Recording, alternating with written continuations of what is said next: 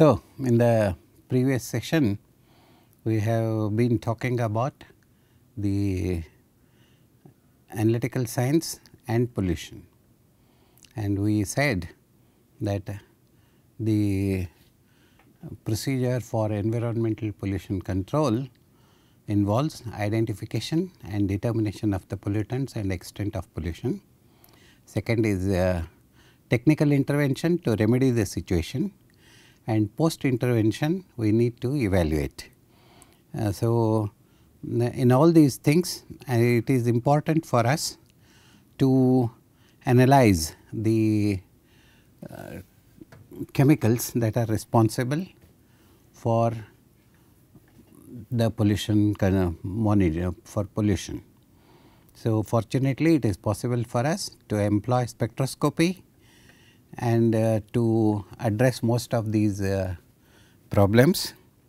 And why spectroscopy? Means because it is simple, fast, reliable, and gives us a cost effective solution for pollution monitoring.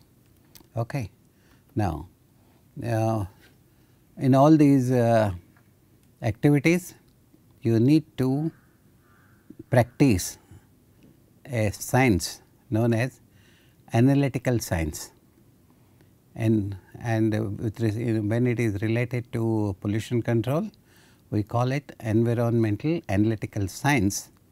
That is, it aims at developing the methodologies for the specific chemical analysis, identification and quantification, and it also involves the learning about the instrumentation or mathematical correlations, algorithms and modeling.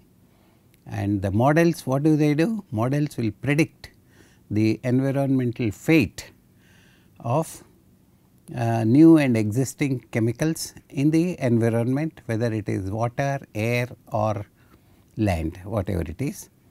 It presents in a concise form the most important properties relating to the chemical reactions and the amount of substances present in the environment.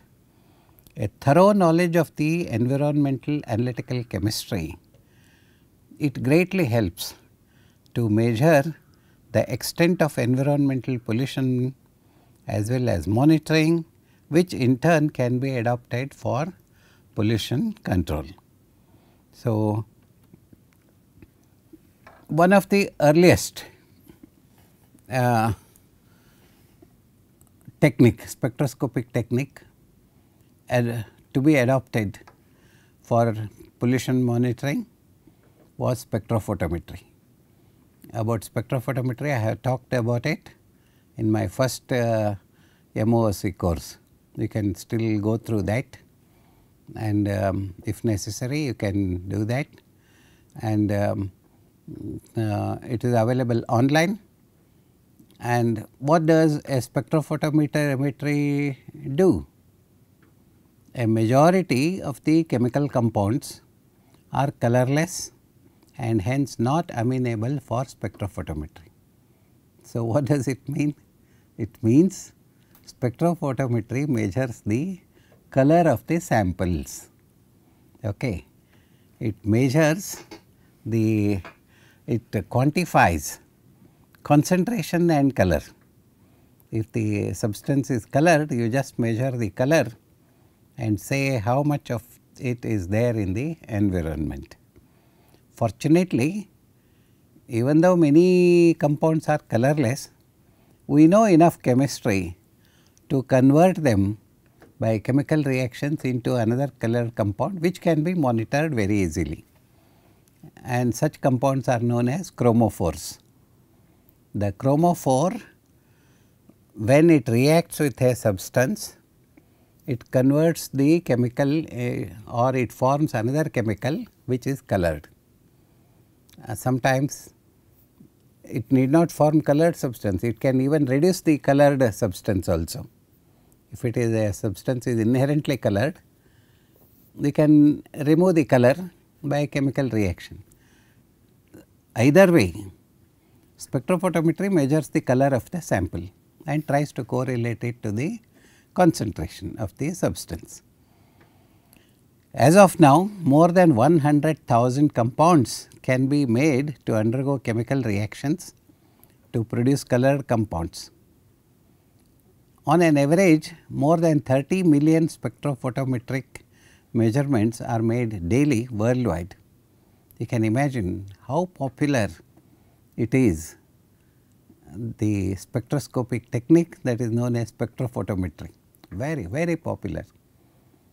And then another advantage of spectrophotometry is that the procedures can be automated with little or no manual intervention also. So, why not use it? Okay.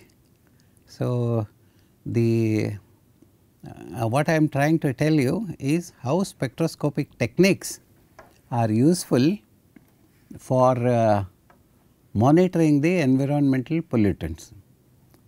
Earliest, somewhere around 1930s, spectrophotometry was introduced, almost about 80-90 years before our times. Still being used, more than 100,000 compounds being determined, more than 30 million spectrophotometric procedures being made every day, and that is a standing example of how a spectroscopic technique can be used for pollution monitoring. Now, the spectrophotometry can be used for metals and non-metals, gases, etc., organic compounds, inorganic compounds, almost all. Now, the problem is you have to learn a lot about chemistry. So, if you are not a chemist, you may not be in a very good position to carry out a spectrophotometric determination. You must be trained for that, and learning chemistry is not in everybody's forte, but needing the result is in everybody's requirement. So, spectrophotometry has got its own limitation. So, improvements came in fast and wide. Now, it is based spectrophotometry is definitely, as I told you, it is based on the measurement of colors.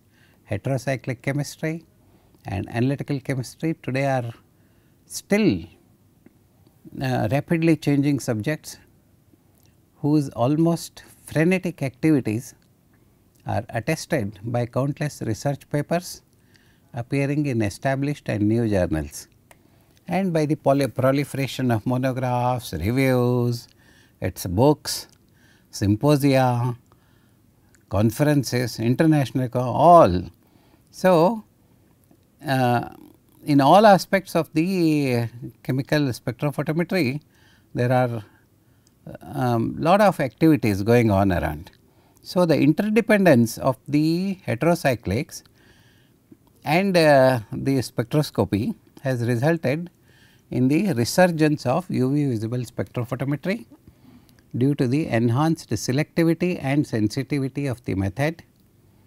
By choosing appropriate analytical reagents, mostly based on heterocyclics, to react with the target species. Consequently, majority of this research has been transferred in the last 2 decades to the field of environmental analytical chemistry. Information is available, if you can use it, well and good, and it is beneficial also. So, what are the problems then? The problems is, while spectrophotometry addresses molecular absorption of colored compounds, it does not absorb, it does not estimate the elements as such. You have to do some mathematics, a little bit of calculation from colored compound, deduce, basically it is a deduction, very simple deduction though, that how much of the element is there. So, to address these situations, atomic absorption spectrometry has made its appearance for the determination of metallic elements specifically. While the theory of atomic absorption was known since the days of Fraunhofer, so that is somewhere around Fraunhofer, that is somewhere around 17th century, late 17th century, the technique of atomic absorption has gained wide acceptance only since 1960s. That is, spectrophotometry was introduced around 1920s and 30s, whereas in 1960s atomic absorption made its appearance in the field of analytical chemistry. So, in 1955, Walsh developed the first real application of atomic absorption to chemical analysis.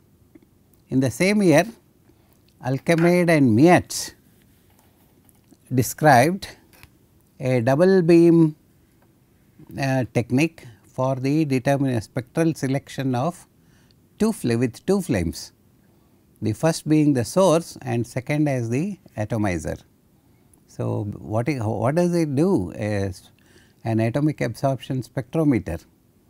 Atomic absorption spectrometer converts a given sample into vapor with a lot of electrons around it, and metal ions in the vaporized form picks up the electrons, forms atoms. Okay. These atoms get excited to next higher energy level, and when they fall back to the to the ground level, the radiation, they absorb a quantized radiation to fall back. Now, if I know how much of radiation I am supplying before the atomization and how much I am getting after the atomization, I can correlate it to concentration. That is the basic technique that this course also I have given for about 20 hours in MOOC. You can look it up, but for your kind information, this is all about atomic absorption. Convert the sample not into colored substance, but into atoms. The technology to convert the sample into atoms is what made atomic absorption the great technique that it is today even now. Since then, since 1960s, the atomic absorption spectrometry is in the forefront of chemical analysis. The first commercial atomic absorption appeared in 1960s, commercial one.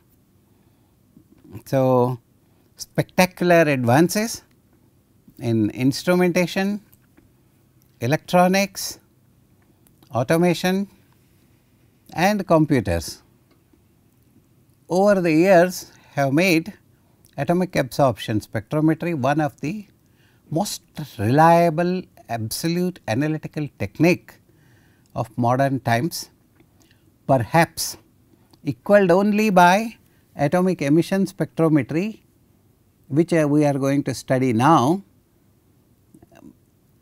And in what way does ICP, that is atomic emission spectrometry, is comparable to atomic absorption spectrometry of the 1960s. That is in terms of simplicity, sensitivity, that is how low you can determine the given pollutant or metal element, and then specificity, how specifically, how sure you are that what you are giving a result corresponds to the same element. What is the percent of error in the interpretation? There should be 0% basically if you are monitoring a particular metal element. And speed of operation, of course, it has to be comparable to atomic absorption if atomic emission spectrometry has to become an acceptable technique. So, there were further improvements in atomic absorption. The improvements initially were not much compared to spectrophotometry. Spectrophotometry could determine at parts per million level at its peak, and improvements made it up to 10 raised to minus 9, that is nanogram level. Below nanogram or below sub ppm, it was difficult for all elements to be determined. Now, the development of electrothermal atomization by Labov and Massman pushed the detection limits using atomic absorption as to the levels of nanograms, that is quantitative determination in terms of nanograms, that is 10 raised to minus 9 grams, and then picogram 10 raised to minus 12, sometimes femtograms, that is 10 raised to minus 15 grams. To that level atomic absorption developed, atomic absorption, not atomic emission. Now, we are not talking about atomic emission yet, but now we are going to do that, but before that a small intervention, that is another advantage of atomic absorption is hydride generation, atomic absorption spectrometry for arsenic, antimony, bismuth, selenium and tellurium, germanium, lead, and a cold vapor mercury determination have proved attractive accessories for atomic absorption technique to make it the first choice of analytical chemists throughout the world. So, what is the situation now? The situation now is the atomic absorption spectrometry is one of the most preferred technique as far as the analysis of metal elements are concerned. We do not want to do it by spectrophotometry because it involves lot of chemistry work, and the determination limits are not that good, they are cumbersome, but atomic absorption as of now it is preferred technique. Now, I am going to talk to you about atomic emission spectrometry. Why should we do it if we already have the capability to determine the chemical elements at picogram levels, femtogram levels by atomic absorption? Why should we learn one more technique? Why should we have one more technique to do the same analysis? Unfortunately, the science does not work like that. Science always gives you an alternative. That is the beauty of science. So, the advent of atomic emission spectroscopy has also been equally spectacular, and it is simpler than atomic absorption, it is faster than atomic absorption, and with the advent of electronics, computer, this, that, etc., everything is as good as atomic absorption. So, now you have a choice of two techniques, one is atomic absorption, another is atomic emission technique. So, what is atomic emission? Since last 30 years it is there, and commercial instruments have been available in the market. The story of atomic emission spectroscopy is an interesting one. From 1925, we know the theory of atomic emission. Photographic atomic emission spectroscopy was known as spectrography. The principle was known, and then applications were known. The chemical system was being practiced in almost all foundries and alloy factories,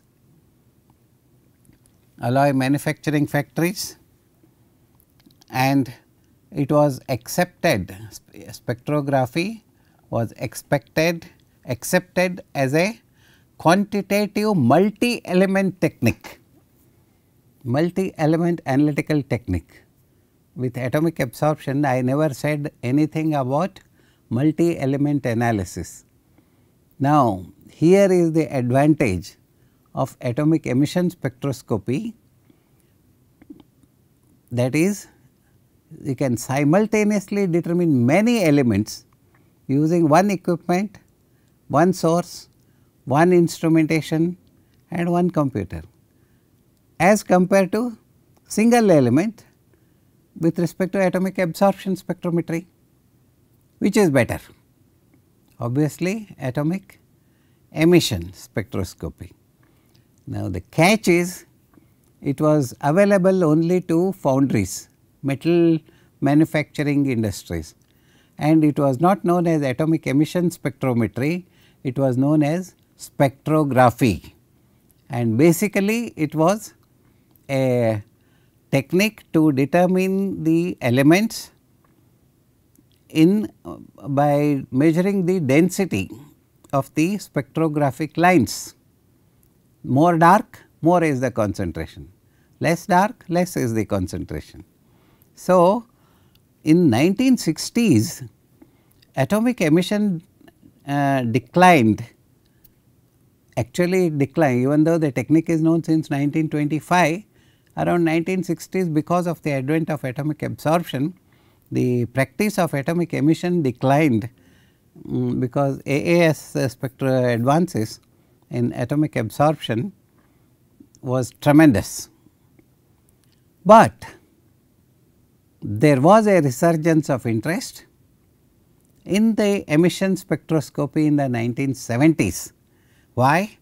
Because the parallel advances in instrumentation, computer, automation and everything got transferred to atomic emission spectroscopy, and commercial instruments made their first appearance in the 1970s and 80s.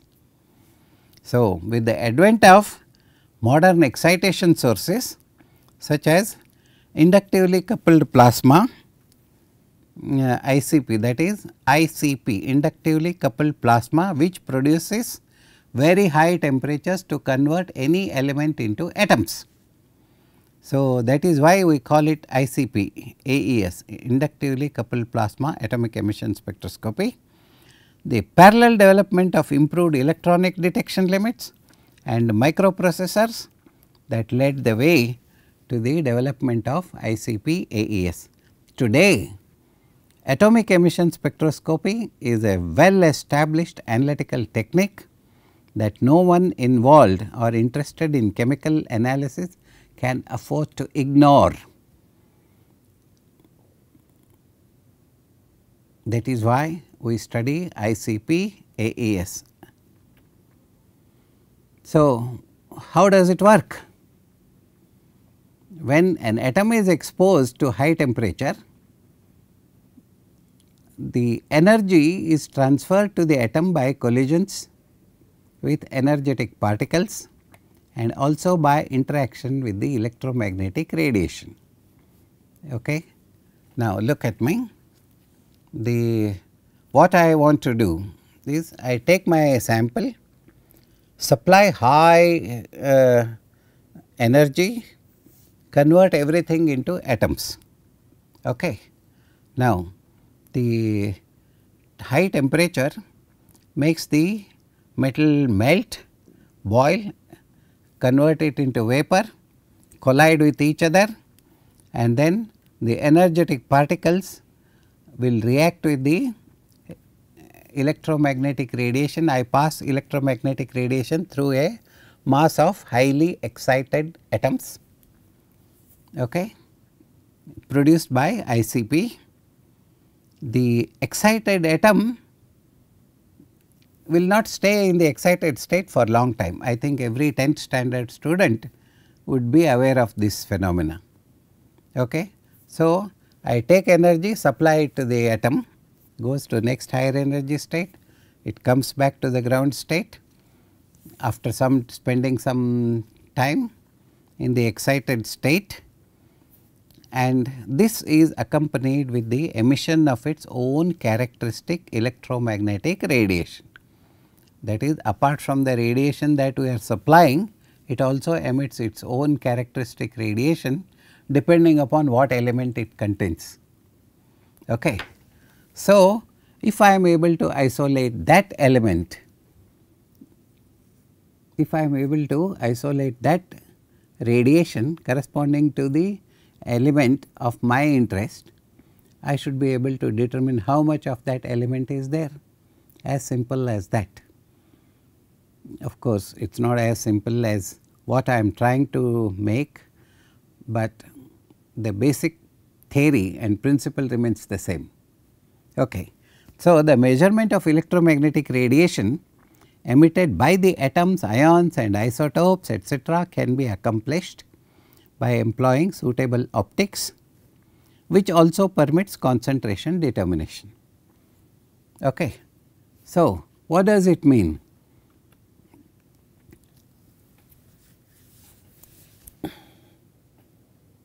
We have so far talked about science, environmental pollution and spectroscopic techniques. Among the spectroscopic techniques, we have talked about spectrophotometry and atomic absorption, and we have also talked about why and how of inductive coupled plasma. That is only on the outlines. So far we have talked only about the outlines, not more than that. So, you are going to learn about it, correct? So, if you are going to learn about it, you should know what you are going to learn about. So, this course has been designed to give you an introduction to the technique of inductively coupled plasma atomic emission spectroscopy, that is ICP-AES. It will give you an insight into this aspect of pollution control by incorporating several scientific disciplines. See, no atomic emission spectroscopy can come on its own. It has to, you have to know about the atomic structure, that is what we talked initially the moment I started this course, and then we have to know about basics of atomic and molecular spectroscopy. We have to know about the instrumentation, we have to know about the practice of ICP-AES, and we also have to know about the determination of metal ion and with respect to environmental pollution monitoring. Okay. So, you may ask, why should I learn about atomic structure? Atomic and molecular structure is my first this thing now here. Why should I learn? I just want to know the technique. The problem is, if you most of these spectroscopic techniques are based on atomic and molecular structure. Basics of atomic and molecular spectroscopy, this also you should know.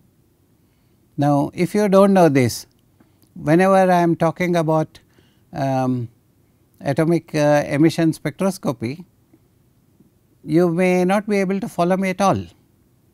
I want to talk to you about how an atomic structure is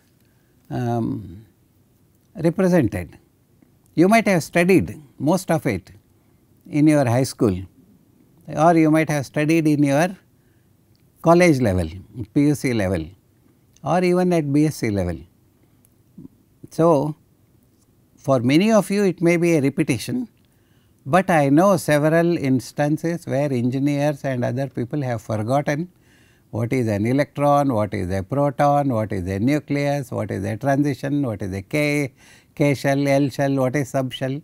So, the idea is to refresh your memory with respect to the terminology of atomic structure, and then I want to refresh your memory of physics with the optics, that is what is a prism, what is a lens, what are the laws of physics, what is a grating, all these things enter into are there in your ICP-AES, atomic emission spectrometry instrumentation. So, if for any chance, if by any chance you are in a position to operate the atomic emission spectrometry, and if it is like a black box in front of you, where it just shows you the reading, you will never be able to do the justice for your work. Therefore, you must learn about the fundamental principles of atomic and molecular spectroscopy, and then interaction of electromagnetic radiation with the matter. With matter means glasses, lenses, mirrors, gratings, several other components, optical components that are present in atomic emission spectrometer. And then the instrumentation, how are we going to generate the high temperature, how are we going to generate the atoms, what happens to that, etc., to the atoms, what is the fate, how they are interpreted, and all those things. So, these are all basically essential concepts of instrumentation learning. If you have taken the course on spectrophotometry or atomic absorption, you may find that there is certain amount of repetition. Okay. So, if you find that there is a certain amount of repetition due to your previous training, make sure that you are going to learn something slightly different. To that level, you are going to add to your knowledge about the modern concepts of all these things, and then we will go about ICP-AES. So, for about 5 to 6 hours we are going to study the related techniques, then we are going to graduate into ICP-AES last 4 or 5 lectures, and then let us see how best we can make use of, because it is the technique of future. Now, you may not know much about it, you may be just hearing about it, you may have to practice about it, or you may have to interpret the results of somebody who is using ICP-AES for you. So, all these things you can do a better job as a technologist if you know about these things. That is why I have included most of these topics for you. Now, this I have a slide I have already shown you as the first slide, because now you are in a position to appreciate what I am going to tell you, that is regarding it is for chemists, chemical engineers, environmental engineers, environmental scientists, civil engineers, pollution control administrators, and it can be an elective course, it can be part of your curriculum. If you are a student at PG level or undergraduate level, it will be useful for you, and the beneficiaries would be the students of BE, ME, MSc, MTech and MS in universities and technological institutions, but the prerequisites I still retain as 10 plus 2 plus 3, and industry wants it. It is almost all chemical industries dealing with metals, they need it for pollution control. Every industry that is having a pollution that is letting out its the effluent or solid waste or emission are they need it, and the time frame and other things I have already covered, and with 25, 75 assignment and examination content. You are most welcome to go through most of these courses, and any information you need we will be glad to provide you, okay? And feel free to contact us for any problem you wish to discuss with respect to atomic absorption, atomic emission and spectrophotometry or any other chemical technology. We are always there for you. So, I wish you all a good learning time for the next 9 hours or 10 hours. So, all the best.